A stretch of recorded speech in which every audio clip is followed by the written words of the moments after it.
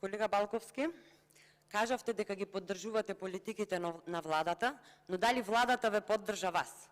Очекував да ги искритикувате за тоа што ви го одбија амандманот со кој што побаравте повеќе средства за промоција на Македонија, но и тоа е уште еден показател за фактот дека во владината коалиција се гледа кој е главен.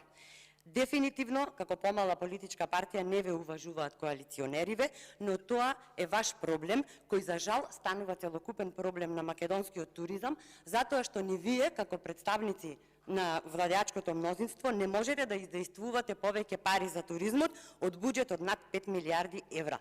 Директорот на Агенцијата за туризам воопшто не е мој проблем, лага која што беше изнесена пред некој ден. Мој, односно наш проблем личен е што гледаме дека нема меѓусебна комуникација и координација помеѓу директорот, Министерството за економија и Министерството за финансии. Јас наискрено сакав да го поддржам неговото барање за повеќе средства за промоција, секако со апел истите правилно да се искористат. И наискрено сакам да ја поттикнам владата да го сослушува и да ги уважува неговите барања за повеќе средства во туризмот, бидејќи во случајов сите губиме. Затоа пак ќе речам, слушнете го човекот кога веќе вели дека има план. Ајде не слушате нас, одинајат, за да не се прифаќаат предлозите на пратеничката група на ВМРО-ДПМН, но сослушајте го него. И тој го бара истото што и ние. Нека стои неговиот потпис. Нека стои било чив потпис, затоа што нас намерата ни е една иста. Конечно да се покаже грижа за македонскиот туризам како значаен сегмент од македонската економија. Парите ќе ви се вратат двоструко. Овде ќе се надоврзам на вашите предлози во делот на туризмот. Да се побрза со изготвувањето на сите стратегии кои што доцнат. Да не се дозволува повеќе сивата економија да цвета и во областа на туризмот. Да се промени моделот за субвенционирање на странскиот организиран туристички промет, кој со години е во најава.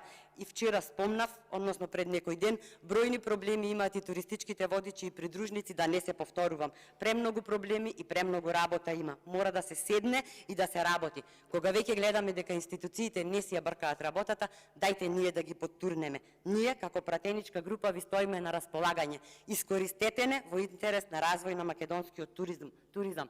Бизнис секторот си ја брка работата, но ние мора да му помогнеме, а тоа треба да го направиме најпрвин преку квалитетно уредување на законската материја. Дури потоа ќе можеме да зборуваме за развој на најразлични форми на туризам. Дури потоа ќе имаме што да промовираме и дури потоа сите заедно ќе можеме да се пофалиме дека сме изградиле здрав туристички сектор. Народот и бизнис секторот тоа го очекува од нас, а на Македонија и го должиме тоа.